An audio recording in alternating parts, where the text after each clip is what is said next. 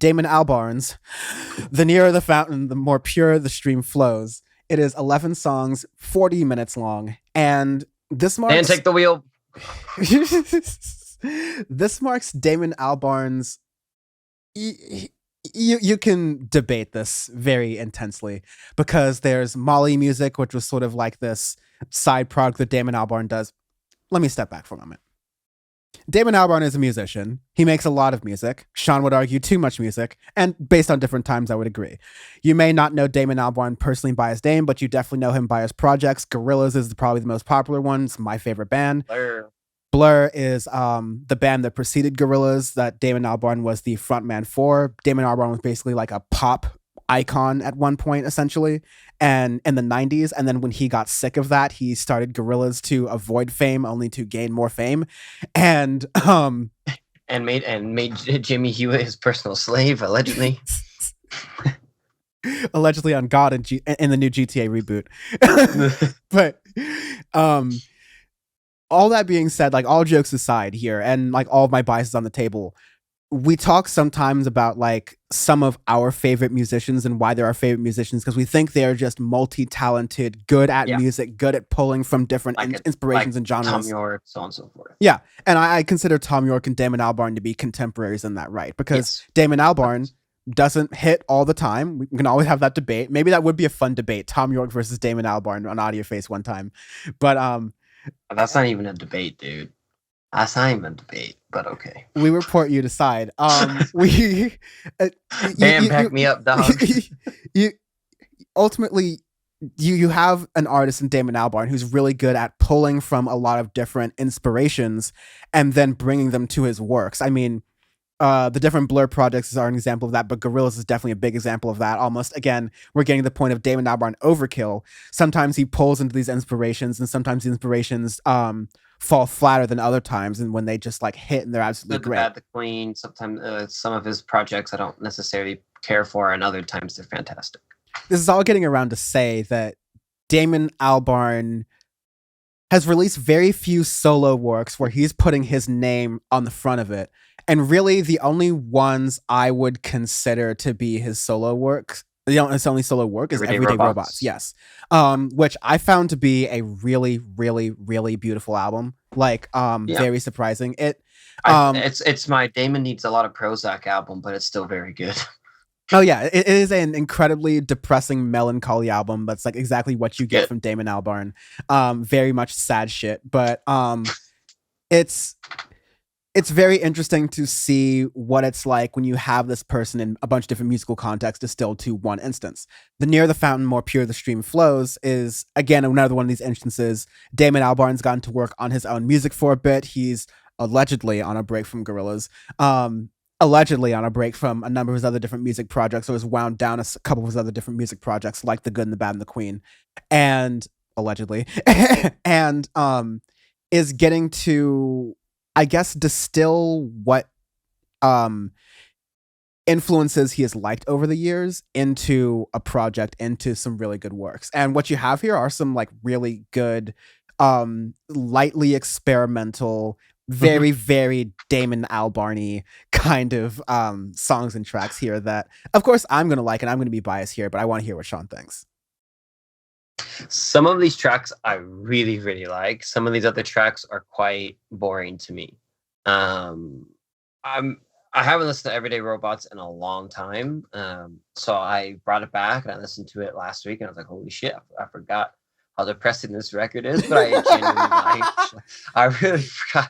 God damn, I remember we had a conversation. This is the most depressing fucking kid I have ever met in my entire life. I was like, is this like a Werner Herzog documentary of Damon's life or something? But I still like it. It's a good record. Then going into this, I was like, man, there's a lot of Damon between 2014 and 2021, man. There's a lot of different stages of Damon's mental psyche in life that we get. But this one, it's a pretty chill record overall, which I figured coming out into it. The first two tracks are pretty slow. The production of it's good. You could definitely tell it's a Damon record. The Nearer the Fountain, the More Pure. The title track is the first song. Yeah, the title track, exactly. It like opens up kind of the world what you want to see the record sound like. and it's pretty slow, and it's like these really kind of gorgeous strings towards the end, and this little beautiful melancholy area, and like you could literally picture the album cover of a random rock on a beach that very closely looks like Leo Carrillo, but is probably somewhere in England. You can kind of get that sense of the album cover in that song, which actually I like. I like it when you can kind of picture that too. It's a little small thing I like. Um, the cormorant. That's a word. It's very hard for me to say. Same thing. It's slow. So those are the first two tracks that I got into. I was like, okay, this is interesting because I'd read the cormorant is my least favorite track on the record. I think it's just kind of odd and out of place, I guess, for it because of the weird. If you get like kind of like Caribbean style drums and beats and stuff in there, but then you have a really sad piano and then Damon being really sad on the mic. I was like, this is interesting for a track.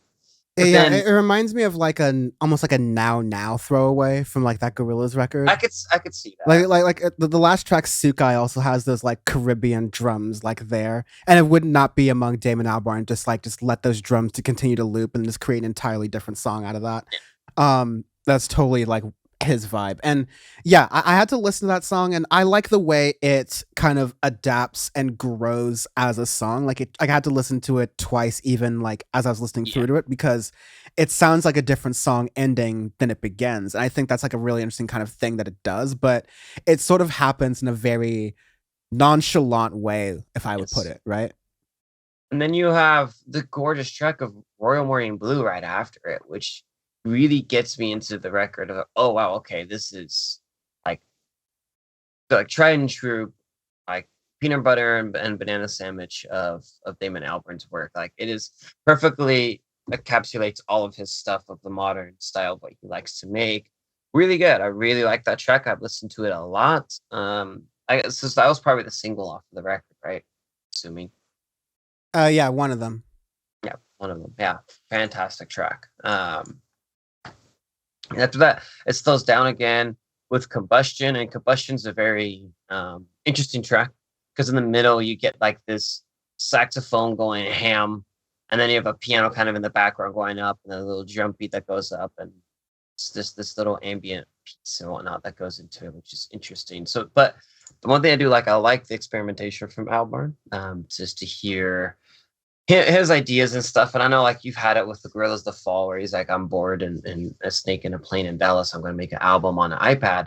But this to me is more well thought out of experimentating of like nothing else. This wouldn't fit on any else of his projects. If that makes sense. Yeah. I agree with that. This is a very Damon Albarn. I think he's one of the greatest like contemporary album makers, but also he has a very like particular structure to how he makes albums. Yeah. Other podcasts have talked about Hallelujah Monkeys, the Gorillaz podcast, has talked about like Damon Albarn like album theory about like, oh, the like around this part of the album, the fourth or fifth song has to have like this sort of title track kind of thing, like Royal Morning Blue is sort of that crescendo. You can look at other Gorillaz albums, like Feel Good Inc. is around that same area of the album. Moments like that. You sort of get that here, and Damon Albarn is really good at basically distilling a concept, an idea down. I'm trying to dance around the idea of a concept album because I wouldn't say there's a concept album. I think it's definitely really not a concept album thing. Yeah, but it's a very cohesive album, but it's not a concept album, I would say. Yeah. I will definitely concede that in the middle, I like this album can be two things, I think.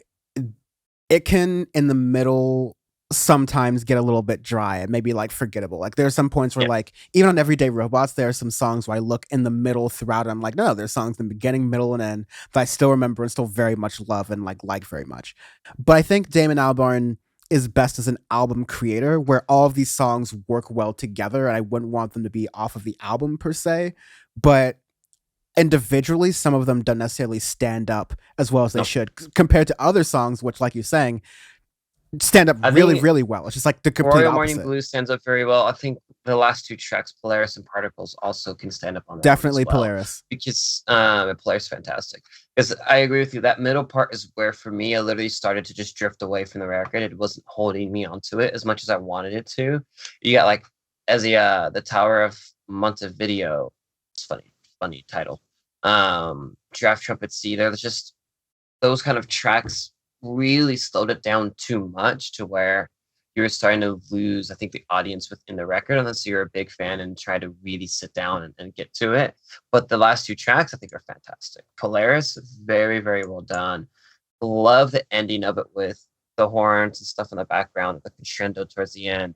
And Particles, I think, ends the album very well with, and encapsulates all the slowness that he wants to put in the middle of the record, along with the tracks I think that are better put together at the beginning and the end of the record too. Yeah, I can definitely get on board with that. The whole album, maybe I should have said this in the beginning, but the whole album sort of like conceptually around Damon Albarn being in Iceland and sort of recognizing all of that. And Damon Albarn's done a really good job of creating like setting albums.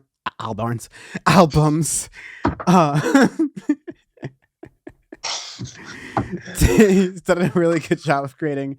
This week of Audioface, we're reviewing 3 Albarns. Sean would actually kill me if there was like a week where like Damon Albarn released a solo album in the same week that there was a Gorillaz album in the same week that there was like a side project that Damon Albarn did with like Damon Albarn wrote one of his plays that he does with Jamie Hewlett and they all came out the same week. Sean would be like, I'm out. I would just have my camera down and I just wouldn't do it. It'd be like that one long ass power report where I just laid on my bed. I was like, I give up, dude. It's 3 hours in. I can't do this anymore. I tap out. I need my union sanction break. Oh my god, yeah. So yeah, I think I kind of waffle in between. I think I'll need to give this more listens and Everyday Robots more like nostalgia listens because Everyday Robots is kind of like stood the test of time for me. Everyday Robots is a better album by far. This is coming. I really like Gorillaz Blur. I don't necessarily like a lot of Damon's other projects because I think it can get drowned out because he literally does just too much to me where it doesn't have enough of a hold.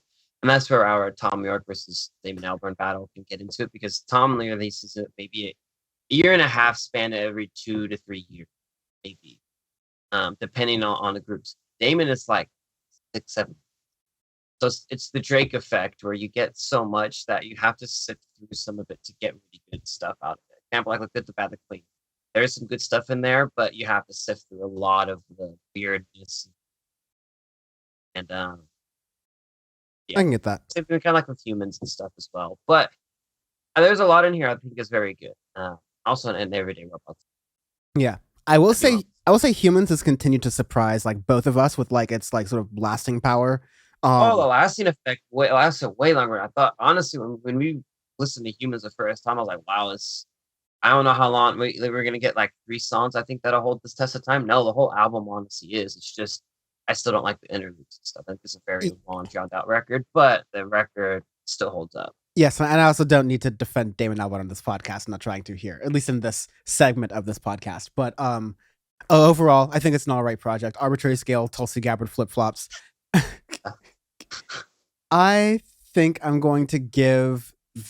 God, there's so many different good ones.